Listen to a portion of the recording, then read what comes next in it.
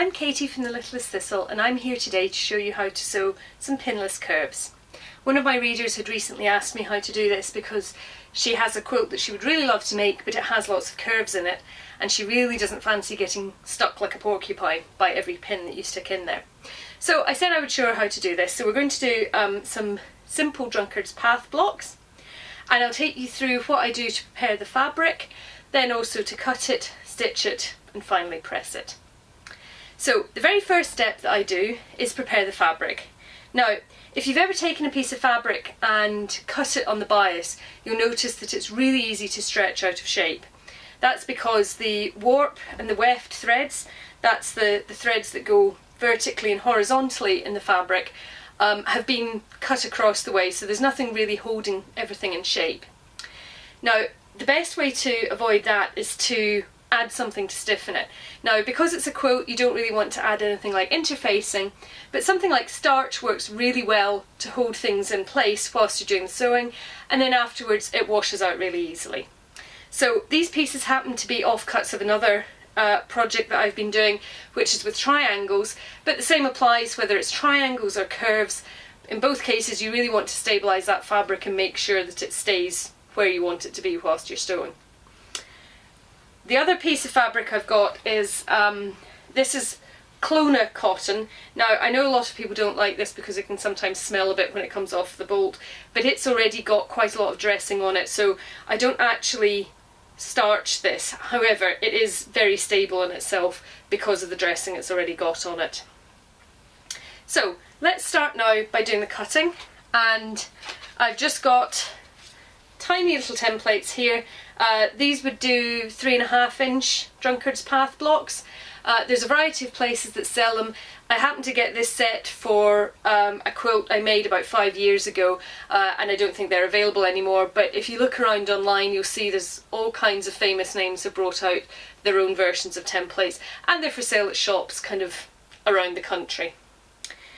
So, the other thing I do when I'm cutting is I use a very small blade. So this is a 28mm rotary cutter. I always use the deluxe ones because I just find it much easier to hold them than the bog standard straight ones, and it was worth the extra, whatever it was, £4 or £5 for comfort in my hands when I'm cutting a lot of these. I also have a very bad habit of leaving the blade open all the time, so I will try not to do that whilst we're on here. However, I will need to leave it open to cut in the first place. So, let's start doing the cutting.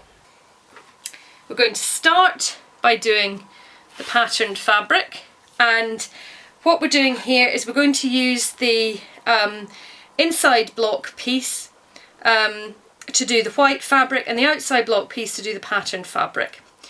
So, I'm going to just turn this round here. I'm not going to cut round the squared off sides of the template because I haven't quite decided what I'm going to do with this in the end. So I'll just cut out where the insert is going to be. And I have a rotating cutting mat here. That can be really quite useful when we come to, if you have to cut all the way round, and we'll see it in action when I do the pieces on the white. So we're just going to cut round here like that, and there's a little bit that didn't get cut through there. There we go. So that's our outer piece now cut, and we're going to get a piece of the white here. Now you can see I've already cut out the corner that we used in the other block. So we're going to line this up here. I try not to waste fabric. It's quite hard with curves because obviously there's no straight lines. There is always going to be a little bit of waste, but I try and get them as close as I can. So we're going to cut up here, and then we're going to follow the curve round like that. Check that that's all cut through. Oh, there's a bit. Being a bit awkward there. That's it. Right, so we've got our first pieces cut here, and we'll get those set aside. So we're going to do this pinless. So that means that everything we're doing is freehand. Now, it's slightly more awkward because I've chosen to do white for this, but trust me when I say we're going to do right sides together. You'll be able to see from the patterned fabric that it's the right side. And what you need to do is start with everything at kind of the wrong angle than the way you would expect. So this is how they are right sides together, and we're going to start by sewing up here, and as we go through the seam we will twist this round and it will go all the way round to the edge there, and then when it's finally sewn we'll be able to flip it over. It is a bit counterintuitive though, because it looks like you start the whole thing off backwards, but trust me, this is really how you do it. So I'm going to line everything up. I'm using my trusty little featherweight here. This one is a Singer 222K, which means it's got the detachable free arm, but more importantly it means it's actually got lines marked on the stitching plate here. I don't use fancy feet when I'm doing curves. I've never found the need to. As long as I've got the 1/4 inch seam marked, that's quite okay with me. So I've got this on my 1/4 inch seam. I'm going to pop the needle down here and we'll start sewing.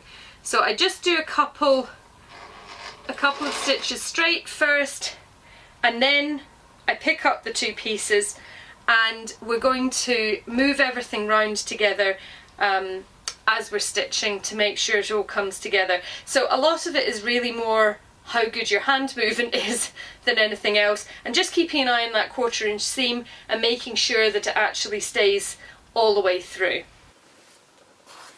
Right, so I'm happy I've got my first couple of stitches in there, and I've got my left hand is slightly above my right hand here. Both of them have to lift up the fabric, but obviously my left hand fabric's on top, so it will have a bit more to lift.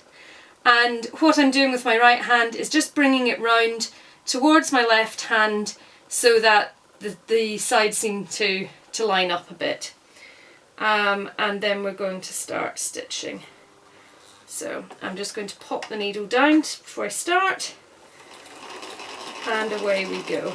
Now you can obviously do this much more quickly, but I'm trying to keep it slow enough that you can see how this is going together, and we're just keeping the 2 pieces there. Okay, so now we've come to the end of the seam, and you'll notice we've got a bit of a problem here, because if we keep holding on to the 2 ends the way we have before, you're going to end up with the finger going under the needle, and that's never advisable. We try not to get blood on the fabric. So the best thing to do is, if you've got a seam ripper or something like this, which is a purple thang, which can hold the 2 pieces together until it goes under the needle. So what we're going to do is I'm going to hold it as close as I can together until the very last possible moment. I'm just going to use my seam ripper for this one, and we're going to keep sewing, and that's just guided it under there for the last bit. Okay, so that's the seam sewn here, and we'll just cut the threads. So that's it now, nicely inset and ready to go. So the last step is pressing it. Now the direction you press it is entirely a matter of preference. You can either go to the outside or go to the inside.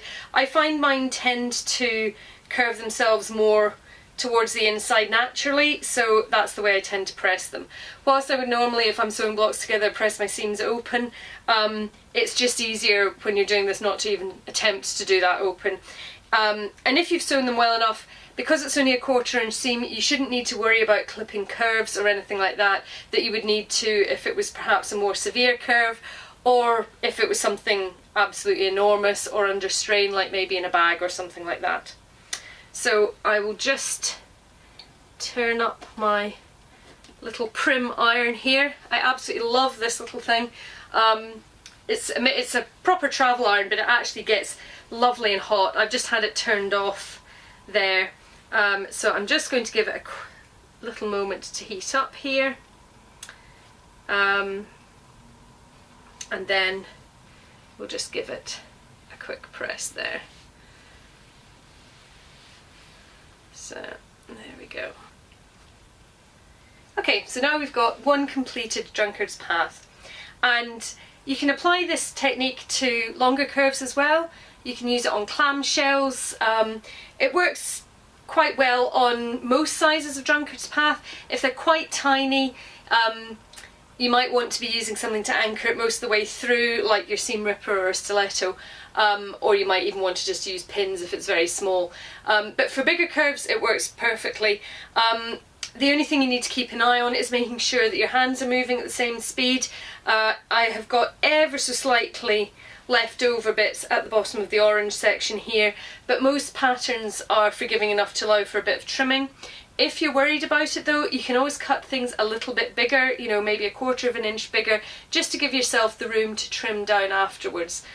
Maybe worth doing when you're doing this for the first few times.